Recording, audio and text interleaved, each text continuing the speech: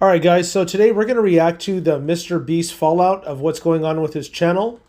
Dogpack404 put out a video. He, who is a former Mr. Beast employee, kind of has an expose all on Mr. Beast and has a lot of serious allegations as far as him cheating, rigging some of the games in the contest, as well as, I guess you could say, shady behavior with Ava Chris Tyson as well. So we're going to dip into all of that. We're going to take a listen here to some clips and some of the proof that this Dogpack404, who's a former employee of theirs, shares with us. Let's take a listen. Now, Mr. Beast intentionally manipulates these children's vulnerable minds for profit using 3 simple steps, which closely align with the 3 major types of behavioral learning. Step 1 is getting the viewer to associate the brand with trust and authority. Mr. Beast videos are real, and he's a great guy that gives away big rewards to his loyal followers. I will show you irrefutable evidence in a minute that his videos are in fact fake. Step 2 is showing the viewers that when people interact with Mr. Beast in a way that benefits Mr. Beast, when they do what he tells them to do, they win big rewards. Is he subscribed? You are subscribed. Here's some money. Have a good day. Some of them feel like I just walk around with $1,000. It's like, oh, thanks for watching my videos. Hit that subscribe button because you might bump into me in real life and it might make you a lot of money. When people are devout followers of Mr. Beast, they get rewarded. And step 3 is finally calling on the viewer to act in some way that benefits the brand, promising big rewards in return. Now it's your turn to do what Mr. Beast tells you and you will win big rewards. But you actually won't unless you're famous or friends or family have. All right, guys, so we're about to jump into the rest of the video as well. But obviously, these are pretty serious legal allegations as well. Rigging a contest like this in any way legally could bring down a lot of heat and could really take down the Mr. Beast channel in a big way. But of course, these are just allegations. Pretty sure this guy's going to be needing a lawyer here soon. But let's take a watch and listen to the rest of the video and let's see what kind of proof he shows up with. Benefits the brand, they will win big rewards. Trust Mr. Beast, watch him help others, contribute to his cause, and one day he'll help you too. That's the formula. Subscribe for a Lamborghini, and to make ride, you could be in one of these. Subscribe right now, and you might get pictures next to the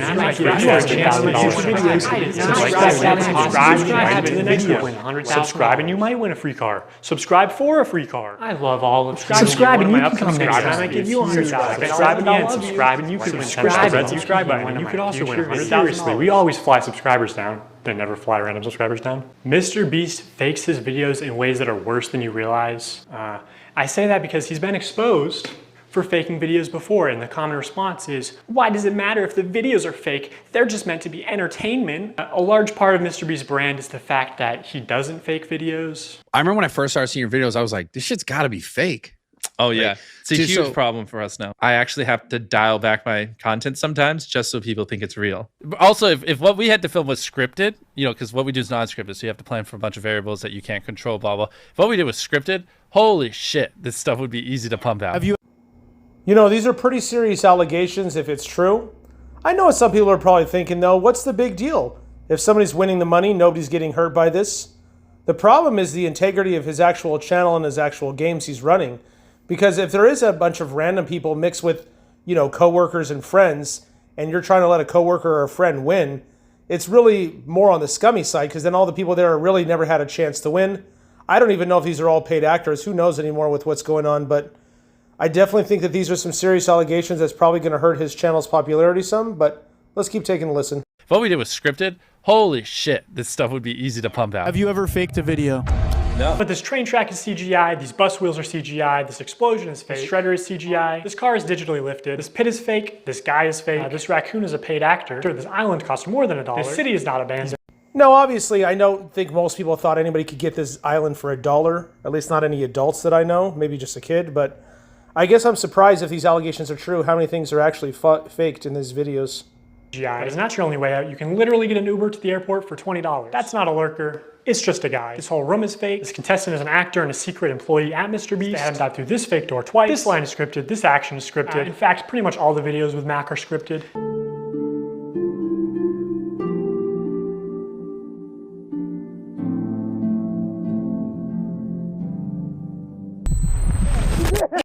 Now, it's interesting he brings up this Mac stuff, because I've been wondering, I've been thinking, wow, we've been seeing this Mac guy an awful lot recently.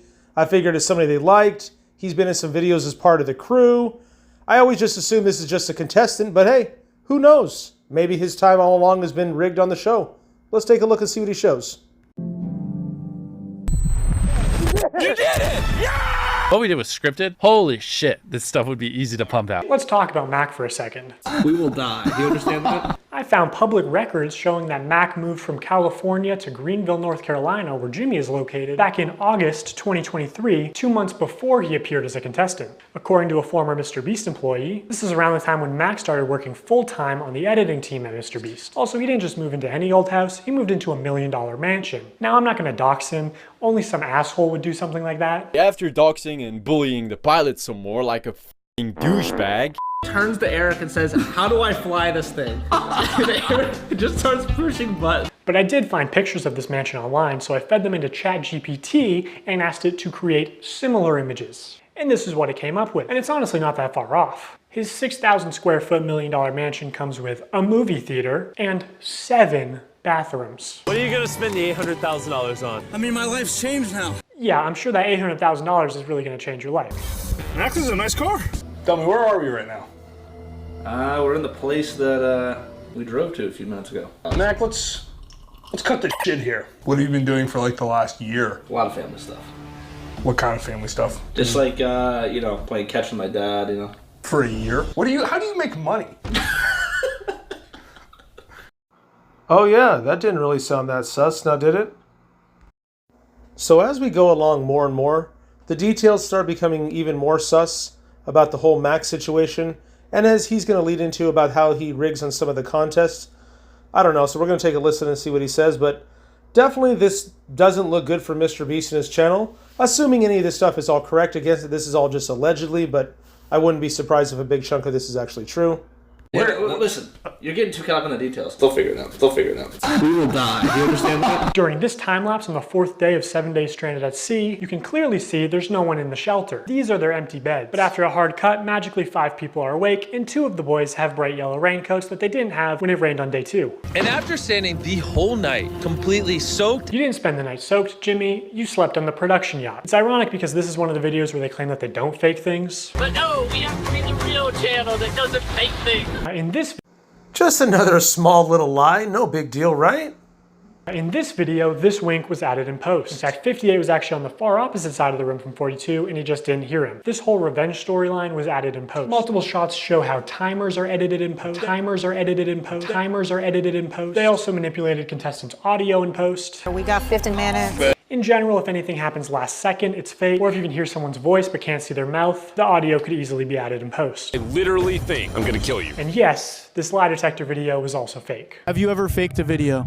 no. It's that lie. It's still real to me, damn it! Okay, so MrBeast fabricates some contestant dialogue and timers and movements and storylines and uses a bunch of shitty CGI, but who really cares? I mean, the videos are just for entertainment only, right? I mean, it's not like he's ever rigged the results of a challenge. That would be impossible because he films with hundreds of random subscribers, right? Wrong. Let's look at this video. Not only were the results of this video completely scripted, but the contestants are not random subscribers. So many people had jobs. Oh, that contestant had to get out for her job? I guess you forgot she's your hiring manager. I actually recognize a lot of people in this video, including Jimmy's own girlfriend. So yeah, the random subscribers you see in challenges are actually never random. They're almost always local to MrBeast and oftentimes friends and family of MrBeast employees or just the employees themselves. And when they do pull someone from outside of North Carolina, it's usually somebody who's in the industry, who's...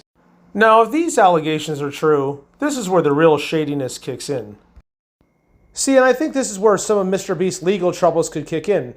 I think when you start letting friends and coworkers in the contest masquerading as contestants and then letting them win the prize or the contest, that's when personally I don't really care that much, but I do believe the integrity of the game is compromised, and I do think some kind of gaming commission or somebody who oversees these kind of things will probably want to look into this subject. But hey, I'm not a lawyer, what do I know? This might not be that bad. $1 million. And what's even worse is that the results of this video were completely scripted. According to a former MrBeast employee, it would have been a PR problem if the boys had won by a lot. And because so many of the female contestants were MrBeast employees who got out immediately, production stepped in to actually make the results of the challenge closer. You can actually see some of this happen on camera, like when Jimmy pays one of the boys $10,000 to leave, which is twice as much as the actual prize money. but doesn't make the same offer to the girls. The boys were blowing you out of the water. I paid the one guy who knew how to solve them to leave. Now if you don't win, that was all for nothing. At another point, he gives the girls a camera drone so they would have been able to see how many boys were left. It doesn't work out, but seeing how much they're willing to help them on camera, I'm willing to believe that they did, in fact, help them off camera. Apparently at the end, they were only monitoring the boys to see if they stepped on the red line and not the girls, so that the girls would win the challenge. And to be clear, obviously the girls had an unfair start with having so many MrBeast employees get out immediately. I think they all did deserve $5,000 for that, but also the boys should deserve a fair chance at winning, I think. I think that's the expectation when you run a game show. But hey, that was a while ago, so I'm just glad they're not doing another rigged boys versus girls video. So knowing that MrBeast likes the results to be close and that offstage producers can sort of influence how a challenge progresses, I want to show one more example. This is a real-time video, meaning that time elapses the same in the video as it does in real life. Now, I'm sure he could have some plausible explanation for this, couldn't he? Now, sure, rigging a contest like this with a cash prize is a wee bit illegal, but maybe they didn't even know what they were doing. But there are many examples of contestants losing, and in traditional media, this kind of rigging is actually completely illegal. We always have the same person tie all the knots so that we know they've tied them at the exact same tension. I mean, we get down to inches. And then we have a standards and practices person. And if you don't know what that is, on any kind of a game show where there is a prize, you have to have somebody that ensures that it's fair. They are out there essentially to make sure that we don't do something that would favor one player or one tribe. I paid the one guy who knew how to solve them to leave. In my mind, I'm thinking it's a fair game. But it's not. If they were having problems finding people, they can see kind of what area you're in. And they came to my area many times, and I was in the smallest cupboard. They had like big ones, medium ones, and small ones. I contorted this little 4'10" body into the smallest space, and I was in there for hours. And they didn't even open the door because they were like, a person can't even fit in there. So they went in there and they opened all the cabinets, and my heart was like, oh, they're gonna find me, they're gonna find me. And then I could hear them saying, like, she's not here. I don't know what you're talking about. Like, she's not here. The other thing that they said is absolutely no climbing in the air vents or the ceiling. And they said it's because they do all their wiring in the ceiling. So I am up here. Okay, I feel good about this spot. If it was held accountable, especially because this was a YouTube original production, Zach would have been eliminated for cheating. He broke the rules, and guarantee you, if I climbed in the ceiling, MrBeast would eliminate me. He was in the ceiling! You see, it was a total accident, like we thought all along, right? Obviously, all jokes aside, rigging any kind of contest like this is obviously a very serious matter and highly illegal. I do believe there's probably going to be some legal ramifications for this, but we'll see if any of these allegations are found to be true. It's definitely a serious matter, though, that's going on. There's so much about this whole MrBeast saga. I'm going to be making a part 2 and part 3 episode. If you guys like these kind of videos, please like and subscribe, and have a great day.